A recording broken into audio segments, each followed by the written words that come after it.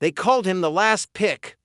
Every time they chose teams at the local football field, his name was the one shouted last, not because they wanted him, but because there was no one else left.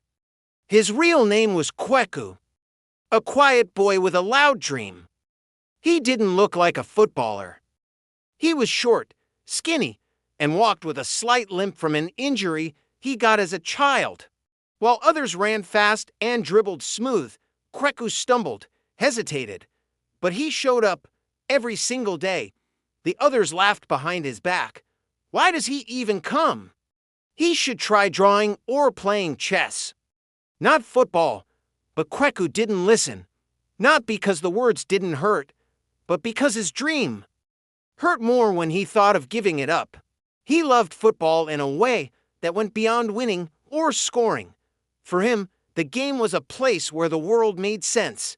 The pitch became his escape, the ball his best friend. Even when the sun was blazing and the field empty, Kweku would be out there, practicing alone.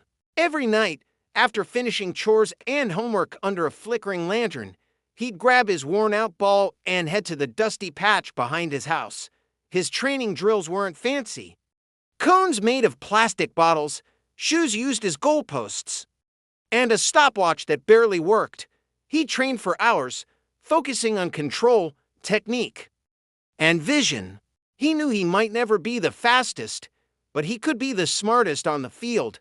He started studying games, not just watching highlights, but breaking down the movements of players like Luka Modric, Iniesta, Pirlo. He learned how they made space with a simple touch, how they created magic with their minds, not just their muscles.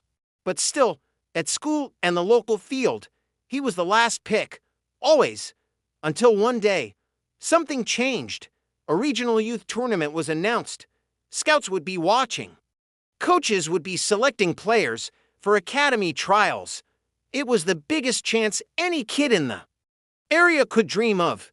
Tryouts were held on Saturday morning. Kweku showed up early, his heart pounding. He saw the faces of the regular stars, tall boys, fast boys, loud boys. They were laughing, joking, confident. He stood alone, stretching quietly, the echo of past rejections whispering in his ears. When it was time to play, Kweku didn't get picked for the first team, or the second.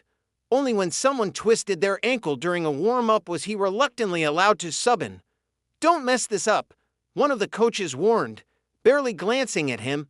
And so, with trembling hands and heavy legs, Kweku stepped onto the field. What happened next surprised everyone.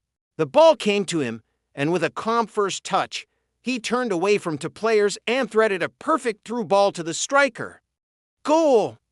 Minutes later, he intercepted a pass, looked up, and sprayed a diagonal ball across the field that landed right at a winger's feet. Another goal. He wasn't flashy. He didn't do tricks. But he controlled the tempo of the game. He was thinking 2 steps ahead. While others ran wild, he made the ball do the running. By the end of the match, coaches were checking their clipboards. Who is that kid? Why haven't we seen him before? One coach approached him. What's your name? Kweku. He replied softly, You've got vision.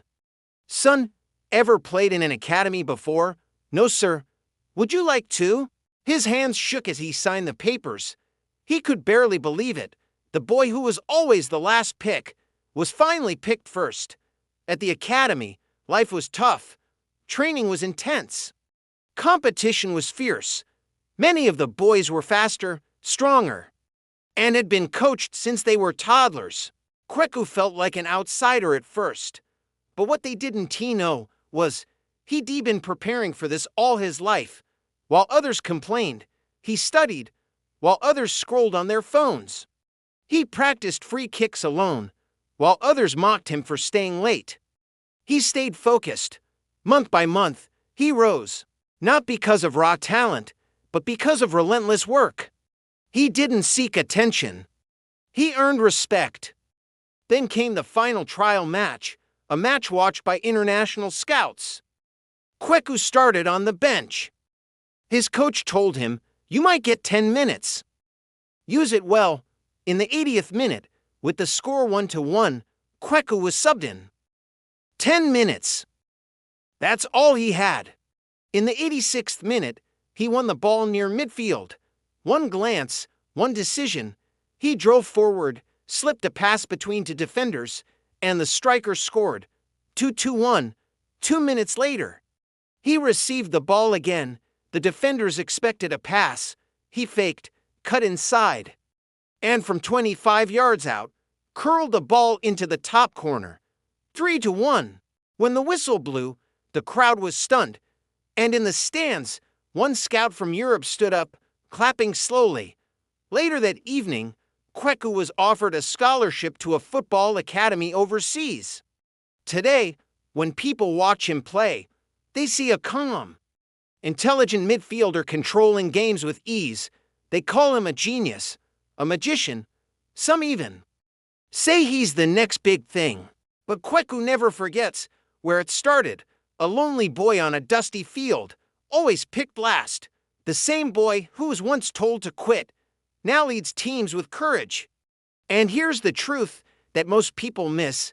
Kweku's greatest talent wasn't his passing or vision. It was his refusal to give up. Ending message for your narration or outro.